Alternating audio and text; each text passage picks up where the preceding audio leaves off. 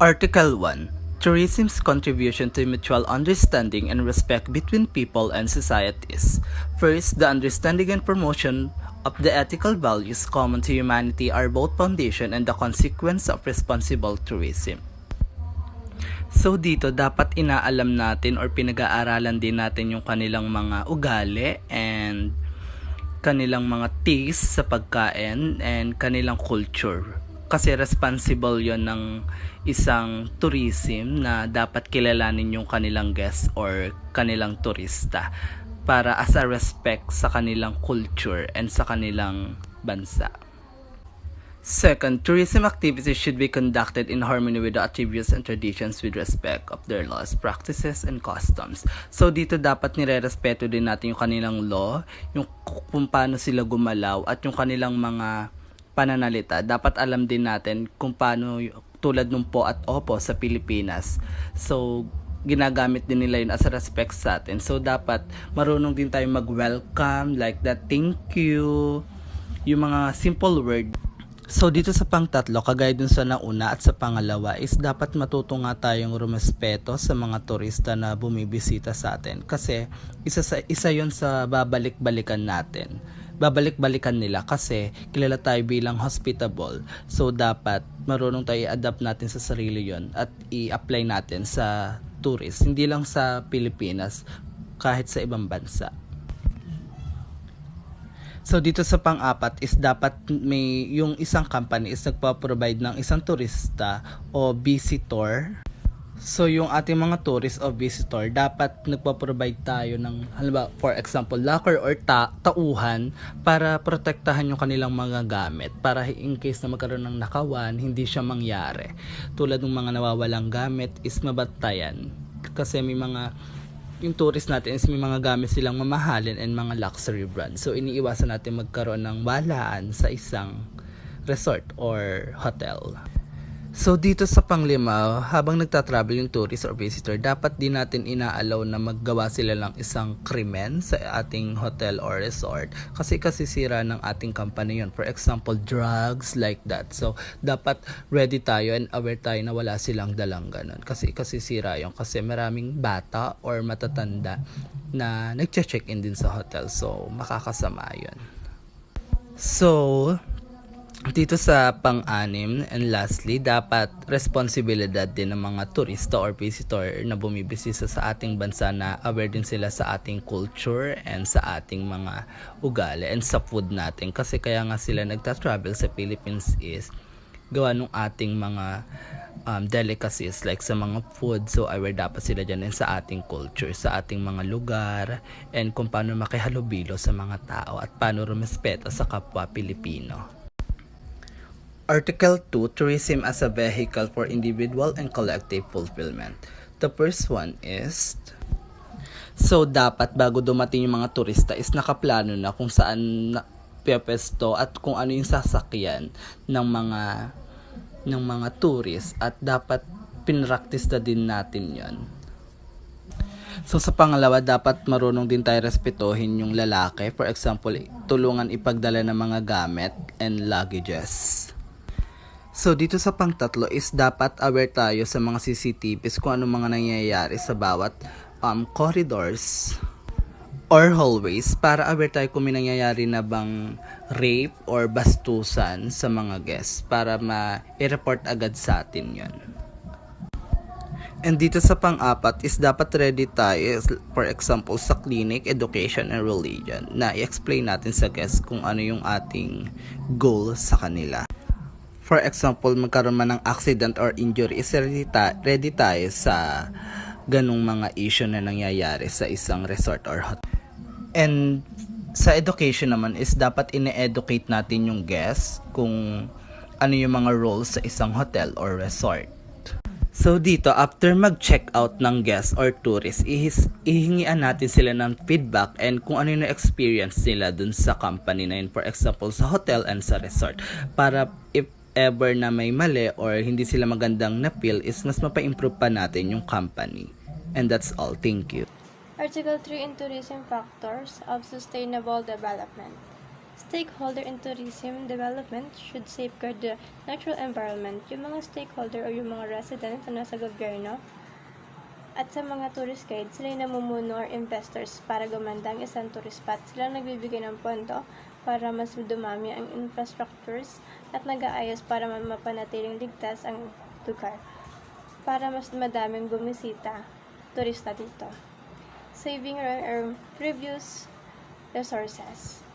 Kung gusto natin yung isang resort or lugar na maging eco-friendly, sila yung kinakailangan nating malimitahan ng mga pollution sa tubig at hangin nang sa ganun ay ma-allocate ng ayos ang mga nakalaang budget sa pagpapaganda ng lugar at upang mas ma-preserve ang ganda at ang likas na yaman ng lugar.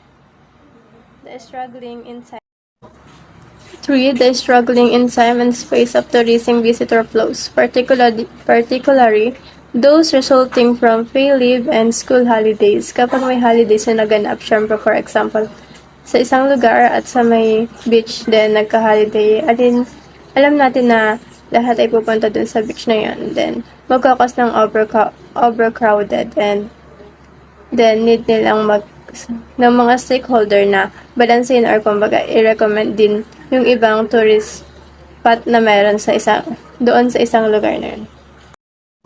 Article 4, Tourism, a user of the cultural heritage of mankind and contributors to its enhancement.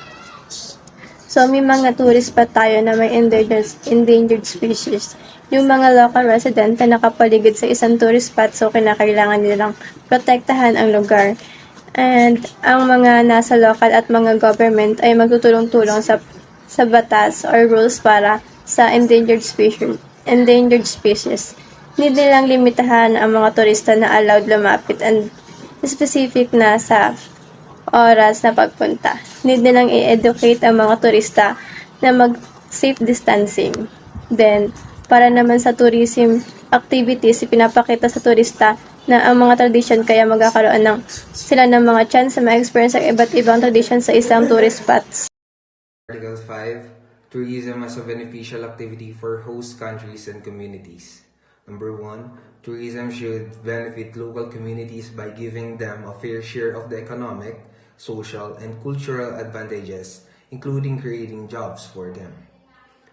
Number 2. Tourism policies should be implemented in a manner that elevates the quality of the places tourists visits and fulfill their requirements. Number 3, we should focus on addressing the unique challenges faced by coastal regions and islands, as tourism frequently serves as a rare chance for their growth and progress. Number 4, professionals in the tourism industry should conduct assessments to understand how their development projects affects the environment and the natural surroundings. Article 6. Obligations of stakeholders in tourism development. Number 1. Tourism experts should furnish travelers with unbiased and truthful details about their chosen destinations. Number 2. Tourism professionals should collaborate with government authorities to prioritize the safety and security of those who use their services. Number 3. Tourism professionals should enhance tourist cultural and spiritual experiences and enable them to practice their religions while traveling. Number 4, it essentially means that the governments of countries that produce something like product or resource and that are known for their honesty should make sure that the required system and procedures are in position. This is likely related to some kind of regulation or control to ensure the proper functioning or oversight of the production process, and it should be done in an honest and transparent manner. Number 5, they have the right to share information with their citizens, especially during challenging times or crisis. Hence, they have a duty or an obligation to do so. This information is about the difficult or dangerous situations that their citizens might experience when they travel to other countries. Essentially, it emphasizes the importance of the governments providing their citizens with necessary information and warnings to keep them safe when they are abroad. Number 6, newspapers, TV, and other forms of media should give truthful and unbiased information about the situation that could affect how many tourists visit a place. For example, they should report honestly if there is a problem or danger that might discourage people from traveling to a specific destination. Thank you so much. Article 7, Right to Tourism. The right to tourism is reserved to the leisure class, holding the employment means to benefit from vacation time, the social means to live one's family and the community, and the financial means to transportation, lodging, and the other expenses associated with the leisure tourism. Sa number 1, ang bawat isa ay may karapatan sa pagtamasa ng mga bagay na nakukuha sa ating mundo at sa personal na pag-access sa mga ito. At ang malawak na pakikilahok sa international at pambansang turismo ay dapat ituring na isa sa pinakamabuting pahayag na patuloy sa paglago nito. Number 2 naman, nakasaad naman sa Article 24 of the Universal Declaration of Human Rights and the Article 7 of the International Covenant on Economic, Social, and Cultural Rights na ang bawat tao ay may karapatan, magpahinga at maglilibang kabilang ang makatwirang limitasyon ng mga oras sa pagtatrabaho at sa panahon ng holiday na may bayad. Dahil ang labis na oras ng pagtatrabaho ay nagdudulot ng panganib na sa kalusugan ng mga workers at sa pamilya.